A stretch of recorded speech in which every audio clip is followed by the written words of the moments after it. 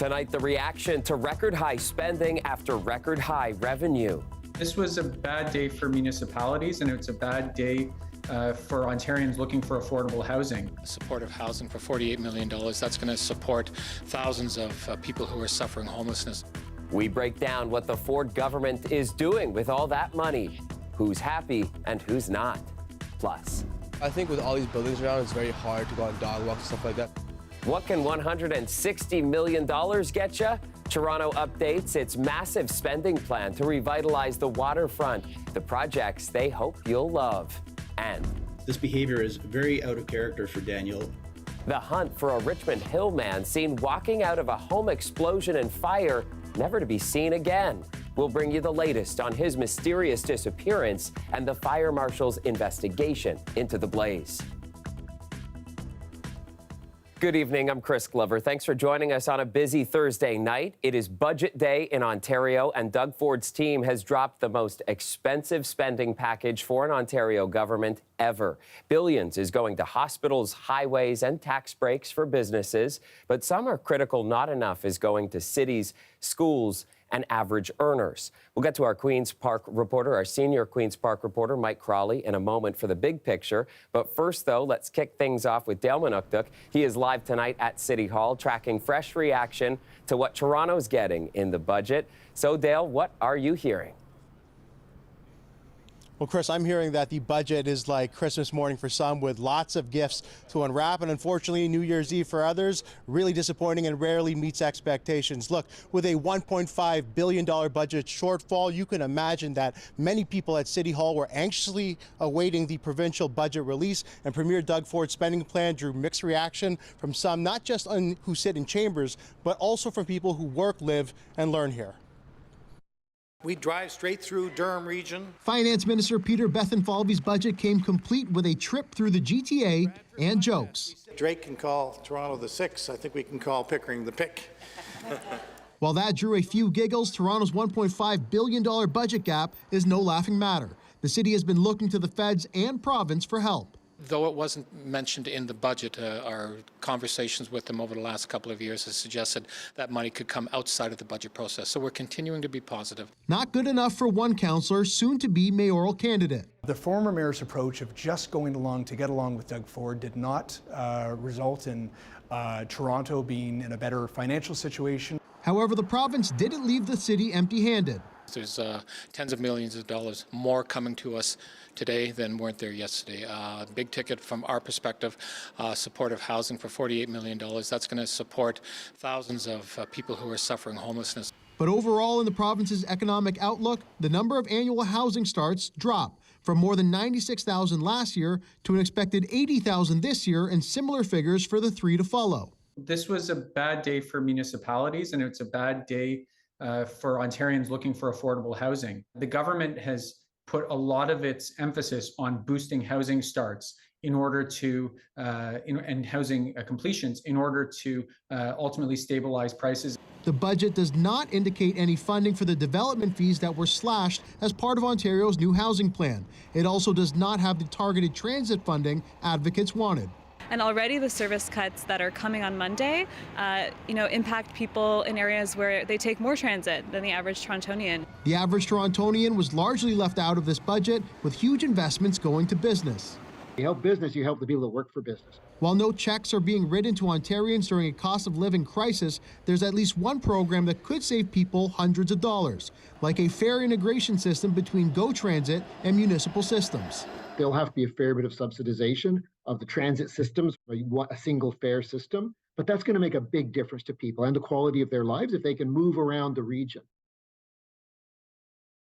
Other line items to note, Chris, or missing lines that some were hoping for. School boards like the TDSB, who just last night requested help from the province for pandemic-related operational costs, will also see no help from this budget. And you heard some councillors at odds over the provincial spending plan. Expect that conversation to continue as Torontonians gear up for a mayoral by-election in June.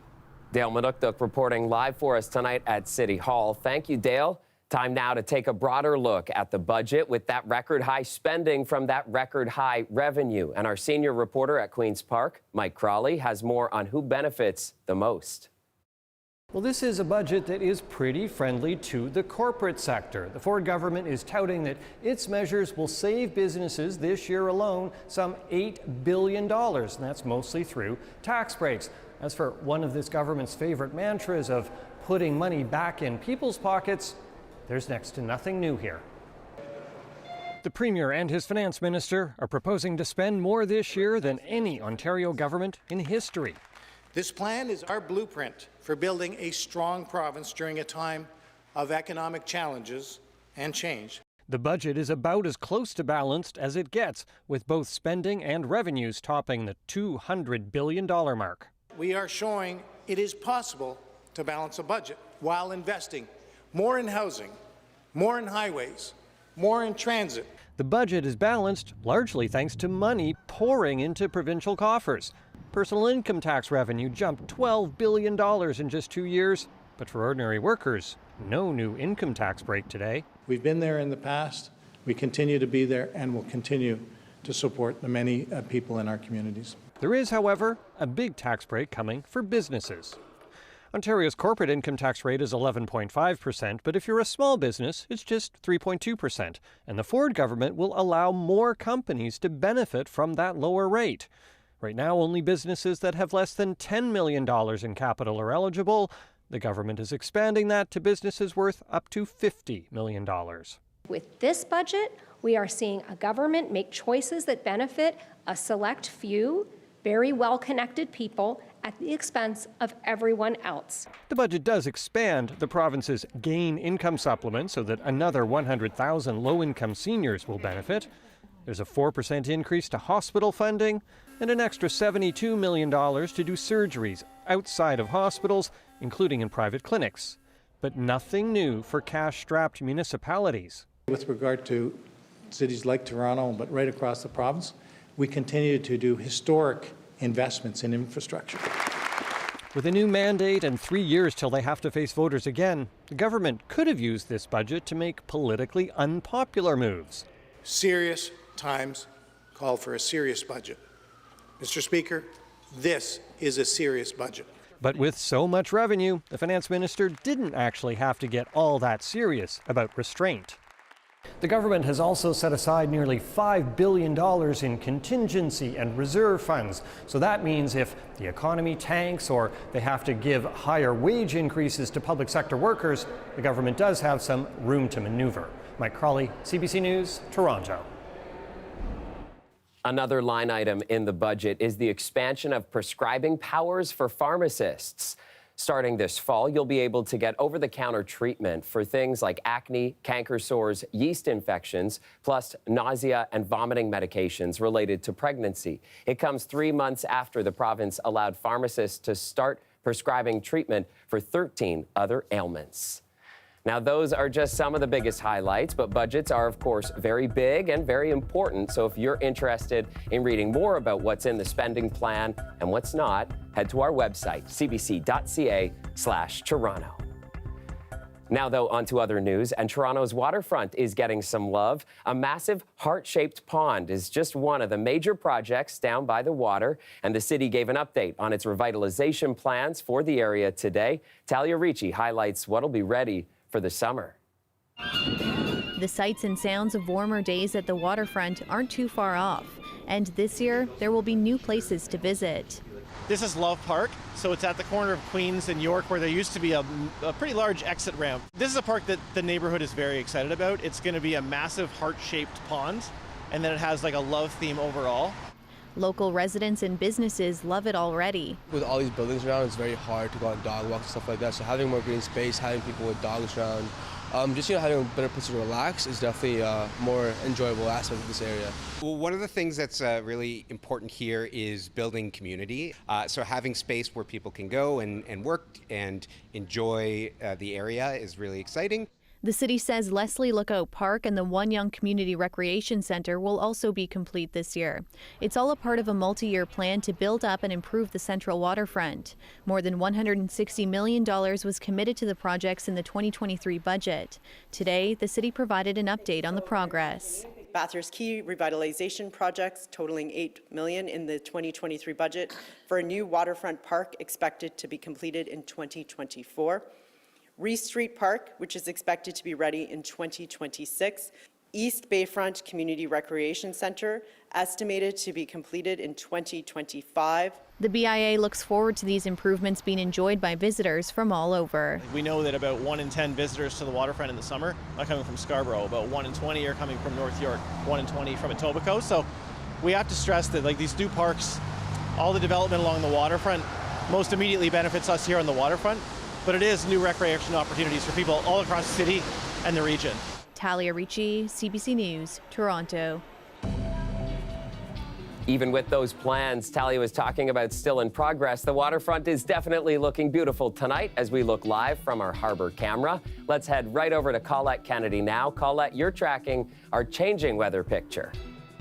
Thanks, Chris. Well, after a day today where we had so many different variables in there with wet conditions to start, drier into the afternoon, and the temperature going up in the morning and coming down in the afternoon, that was all, well, it's all behind us. Tomorrow we get a breather day, and then this is something I want to show you because it's about what's coming on Saturday. All right, windy conditions, so a special weather statement for southwestern Ontario areas, especially west and north of the city of Toronto, where we're looking at some freezing rain, patchy in some cases, but still slippery road conditions. And then snowfall totals.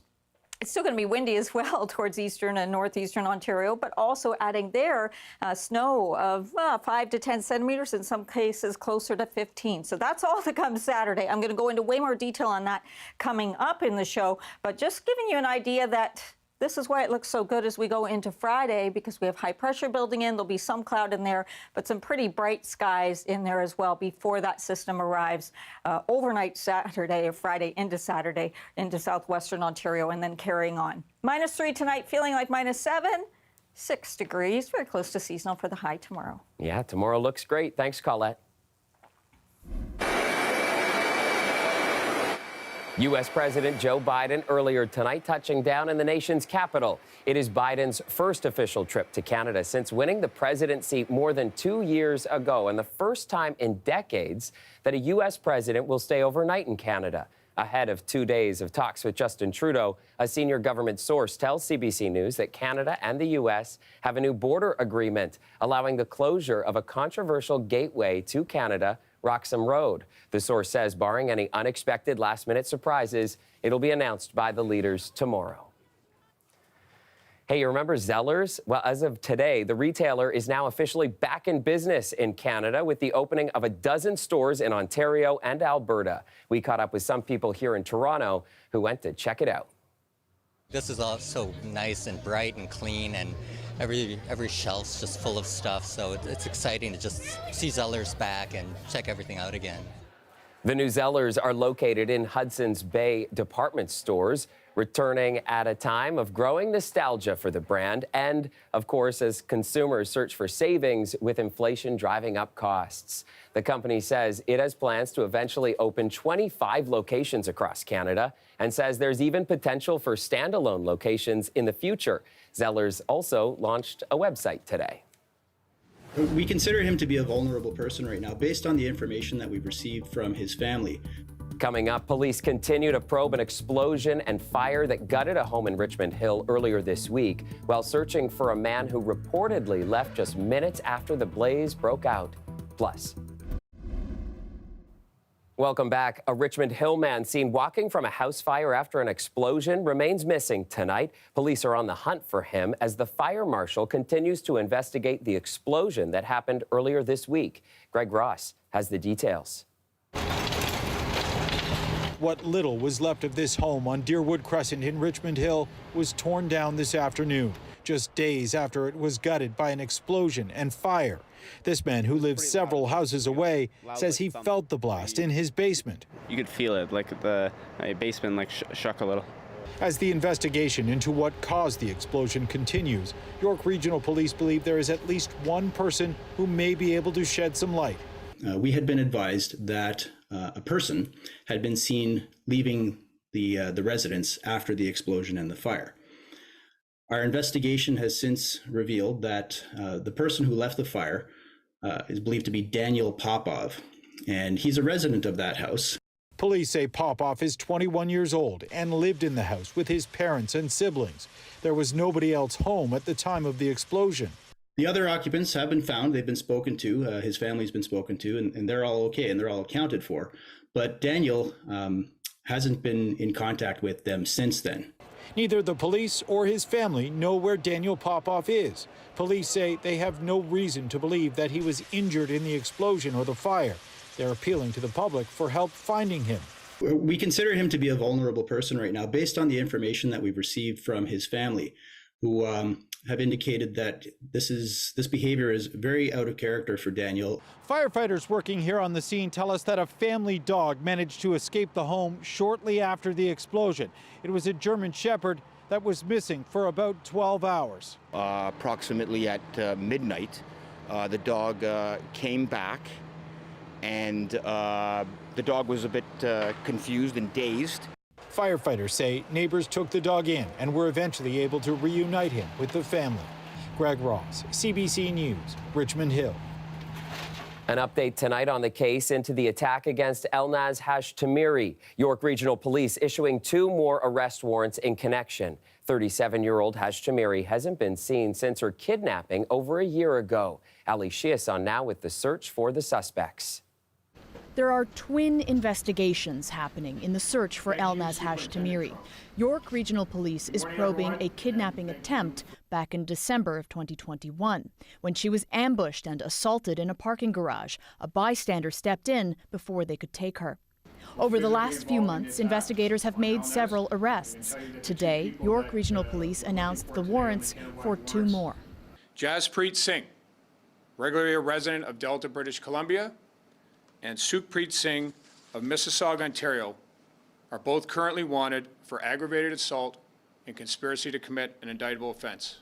The OPP is in charge of the investigation into her abduction a month later. Police say she was living in hiding at a relative's house in Wasaga Beach when she was taken and hasn't been heard from since. At the center of all of it, Mohammed Lilo, the ex-boyfriend of Elnaz, was involved. When asked whether investigators think she's alive, We don't know. We do not know right now. We're trying to get those answers for her family. probably the next biggest question is, why her? Don't have a direct motive. Again, each day we are working towards that. Lilo has been linked to a theft ring of stolen trucks being shipped overseas, but investigators are tight-lipped on those details. Is it believed he's involved in organized crime? This sounds like more than a domestic thing. One has to question what knowledge she may have had of something, what action or inaction had been expected of her. It certainly is troubling. Criminologist Michael Arnfield says as the case heats up, police will be looking for the weak link among the suspects and try to get one of them to cooperate. We use the acronym MICE. Money, ideology, coercion, or ego are the 4 main motivators that propel people typically to break ranks with their co-accused and associates and cooperate with police. Meanwhile, anyone else out there who can help lead police to Hashtamiri's whereabouts, there's a $100,000 reward up for grabs. Ali Chiasson, CBC News, Toronto. Not a bad March day today, but we're in for a bit of a spring shock this weekend. Colette Kennedy is back now. And Colette, before we hit Saturday, tomorrow is shaping up to be a good day to get out and enjoy it if anybody can. Yeah, Chris, tomorrow is the day to get kind of prepared, or if you have the luxury, if you're traveling somewhere for the weekend, you can go tomorrow. It's the better day on the roads because we have messy conditions that will be moving in for Saturday. Earlier in the show, I was showing the special weather statements, winds, in some cases it's rain, others snow, and also the risk of freezing rain. So we have the system that moved through, of course, today and brought the rain that we had earlier in the day. High pressure builds in for Friday. That's why it's a better travel day, so we will have some bright skies. But it looks like it's going to protect us and hold this to the south and that's not the case. So this next area of low pressure, as it moves in, we're still seeing things looking good Friday afternoon, but as we go through the overnight hours, this will begin to move into southwestern Ontario, especially by the time we get into Saturday morning. A light mix even starting into the GTA, so some freezing rain, although patchy in nature in some cases in there too. And then approaching the lunch hour, this is 11 a.m., and see how the freezing rain area or ice pellets has really expanded. So that's why some bad road conditions along the 400, the 401, you'll want to be watching out for that. And then it's more of a snowfall event followed by rain into eastern Ontario.